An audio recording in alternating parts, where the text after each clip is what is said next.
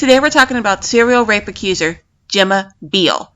Gemma Beal is a despicable person. If you keep continuing to watch, you'll find out how she accused 15 men of rape and assault over the course of 3 years. Gemma's first victim is Mahad Kasim. Gemma accused Kasim of rape in 2010. He was tried twice. The first time, the jury couldn't come to a conclusion if it was rape or not. During the second trial, Kasim was found guilty and was sentenced to 7 years in prison, where he served 2 years and 9 months of his sentence. He was exonerated and released from prison in 2015, where he received £11,000 by the Criminal Injuries Compensation Authority. Gemma would go on to accuse 14 other men of rape and assault, and it is through these allegations that would lead to Mahad Kasim being freed. Gemma had a big mouth and liked to boast on Facebook and to her friends about her lies. One of the people that Gemma told about her lies was her girlfriend, Anuska Pritchard. According to Anuska, her and Gemma's 4-year relationship was an abusive one. Anuska claims that Gemma would frequently boast to her about lying about the rape allegations. I'm going to quote from an article what Anuska said. But to Anuska's horror, just weeks later, Beal gleefully told her how she had completely made up the rape claims in order to get £11,000 in criminal compensation. Anuska, 24, who spent 4 years with Beal, said, "I felt physically sick, totally disgusted. I had nursed Gemma through her ordeal, supported her, cradled her in my arms while she wept, and it had been a lie. I remembered sitting in the courtroom at the rape trial with Gemma and her family all huddled together waiting for the verdict to come through. Gemma had been giving Kasim the evils while he sat in the dock. She was delighted when he got found guilty. Yet now she was gloating, telling me I made it all up. I did it for the money." Anuska was so horrified by what Beal had done that she immediately called her mother Sam and her father John to come and pick her up and take her away from Beal's home. She wanted nothing to do with her. When Anuska told her mother Sam about what was happening, Sam and Gemma got into verbal altercations and also little texting wars, to the point where Gemma went to the police and tried to have Sam, the mother, arrested. Sam received a letter from the cops telling her that if she kept harassing Gemma, that she herself would be arrested. Sam could not believe it, and she didn't understand how Gemma was getting away with it.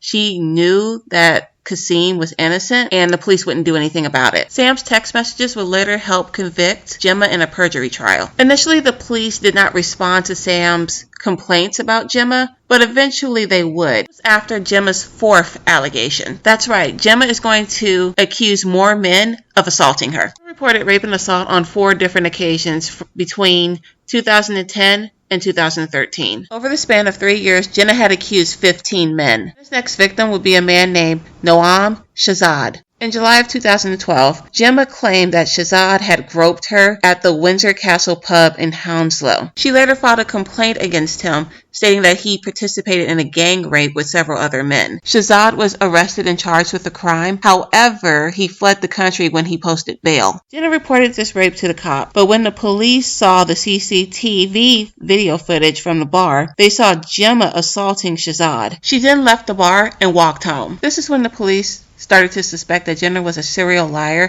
and falsely accusing men of crimes. Crime scene examiners recovered a number of items from a small gap between the side of the center and the brick perimeter from where the bar was. Among those was a wire basket containing a small amount of Beal's DNA, along with one of her earrings. Beal claimed that the sample was left as she urinated there, but the prosecutors claimed that the basket was used to self-inflict injuries. Gemma cut herself on the arms in an attempt to convince police that she was attacked with barbed wire. The investigators were able to determine that her injuries were self-inflicted. On July 6, 2017, Gemma was found guilty of perjury and perverting the course of justice. But Gemma wasn't done there. She accused Luke Williams and Stephen McCormick of gang raping her at a party. Both men were arrested but not charged. Beal had spent the evening with Williams, and the two of them left the house party to go buy alcohol and cigarettes. That he took her to the garage and arranged for McCormick and other men to rape her. The police had finally had enough and decided to arrest Beal in the summer of 2014. On July 6, 2017,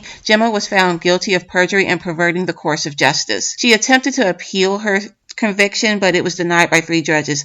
all of which were appalled by her actions. During the trial, several people were interviewed. Kasim was one of them. Kasim is Gemma's very first victim, and he testified that while him and Jenna did have sex, it was consensual. He also claims that he asked her 3 times if she was sure, and she said yes. Also, Gemma initiated sexual contact with him by rubbing his knuckles. Also, Sam's text messages were used. Sam is Anushka's mother, Gemma's ex-girlfriend. Her text messages were used to help, convict Gemma and also exonerate Kasim. Gemma claimed that she was a lesbian and that Kasim was the first man that she had ever had sex with. But during the trial and investigation, they found out that Gemma actually had a boyfriend that she kept from the police, and that these two had sex regularly. So Gemma's whole life was put on trial, and they found out that she lied about several things. Kasim also body shamed Gemma. Sorry, but he did it.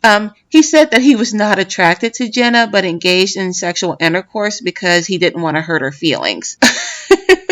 I don't know how you have sex with someone that you're not attracted to, but okay. So after Gemma and Kasim have sex, the very next day she goes to the police and she accuses him of rape. Now Kasim admits to the sex and he admits to giving her a ride home, but he 100% says that it was consensual.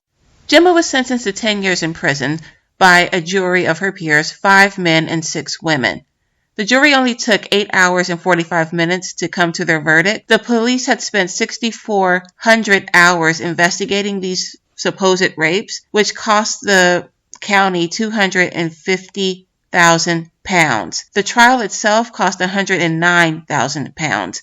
So I'll give you my thoughts on Gemma, and it isn't pretty. I'm sorry, it's just not. Jenna has destroyed so many lives with her lies, from putting a man in prison for nearly 3 years to having a man flee the country. He may not even be able to come back, because once you bail jump, he's going to have a separate charge for that as well, even though he was exonerated from the rapes. So his life is pretty much ruined. He can't come back home. So thanks a lot for that, Jenna. Also, Jenna even tried to lie on the doctors by stating that they gave fake documents to the court and falsified evidence. It's like, girl, really? And then on top of that, she even had the nerve to storm out of court and have a tantrum. It's like, you are committing serious crimes here by lying on people, possibly destroying lives. And the worst part about it is going to be not just that you destroyed these men's lives, but you're also going to make it harder for the real victims who experience these type of traumas. Real women and even men, people who were assaulted, are going to be less likely to be believed because of these actions. And it really pisses me off. I'm so pissed off. I'm out.